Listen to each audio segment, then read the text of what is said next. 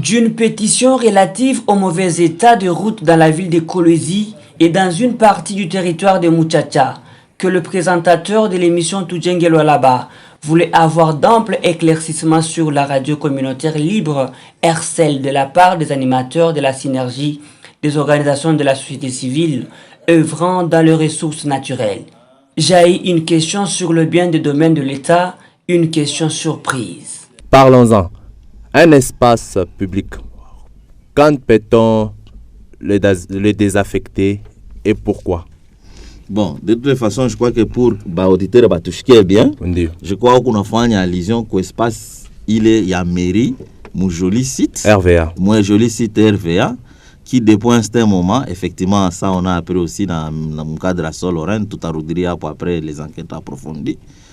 Population inasema mairie anesha kuujisha ile fashi na mkuyujisha anajusha malheureusement membre à conseil de sécurité urbain. Ça c'est vraiment un conflit d'intérêt. C'est vrai que mairie par rapport à ma bien, il y a domaine privé, il y a l'état, il y a que mairie inaweza kuutiliser comme le ferait un privé. Mais il espace haikwanze na mbame mera babe kwapo. C'est un espace mu planification barisemaka soit itasaidia kuma soko, soit itasaidia kuma stade. De toutes les façons, ça sera pour un service public que l'État va assurer à travers la mairie pour la population. Est-ce qu'il est objectif bana abandonner pour que Léo va lui permettre de juger les membres de sécurité barikabule ma espace? Pourtant clair, invité sur la chaîne, ils promettent de se pencher sur la question. Mais hélas, une question qui taraude les esprits. Menaces et appels s'en suivent, selon le coordonnateur de la synergie.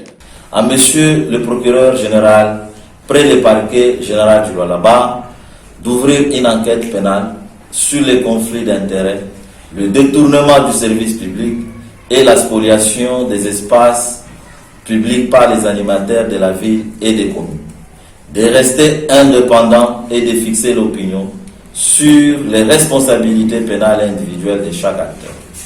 À monsieur le directeur provincial de l'ANER, de prendre au sérieux les menaces contre les acteurs de la société civile et des journalistes, d'enquêter sur les conflits d'intérêts, les détournements des services publics, la spoliation des espaces publics et l'utilisation abusive des moyens de l'État.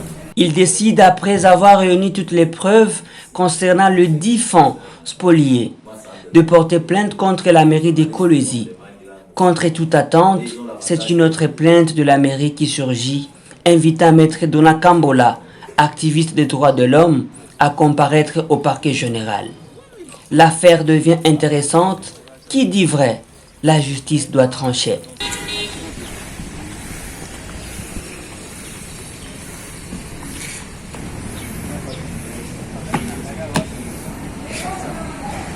Matinalement, ce 25 mars 2021, arboré d'un vêtement sous la marque de Nelson Mandela, de qui il tire la notion de la défense des droits des opprimés, le coordonnateur de la Sol-Lorraine doit répondre à l'invitation de la justice.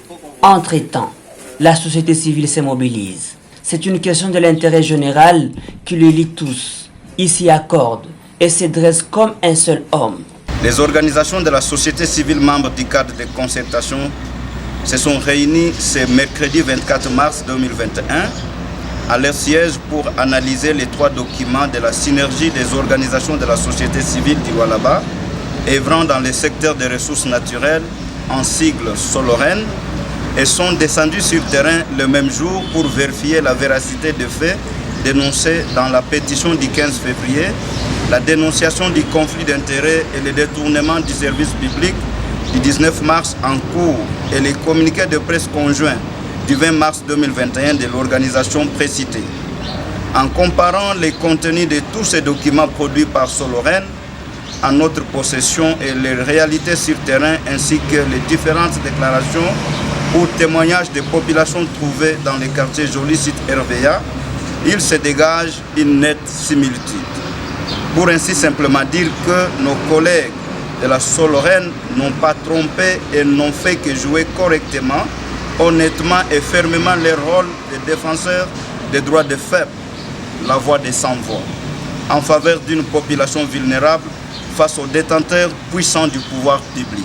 Comme les enfants d'une même mère, ils accompagnent les leurs jusque dans le palais de la justice.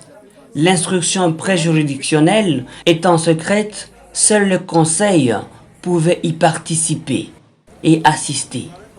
Cette question énerve les esprits.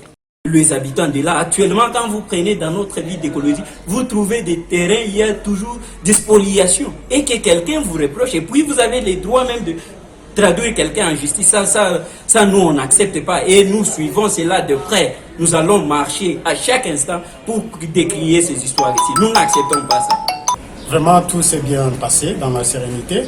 Et nous sommes en train d'attendre la dernière décision de la justice, puisque là, l'affaire est en cours d'instruction. La confrontation entre les deux parties est donc prévue ce samedi 27 mars 2021. L'affaire est donc à suivre.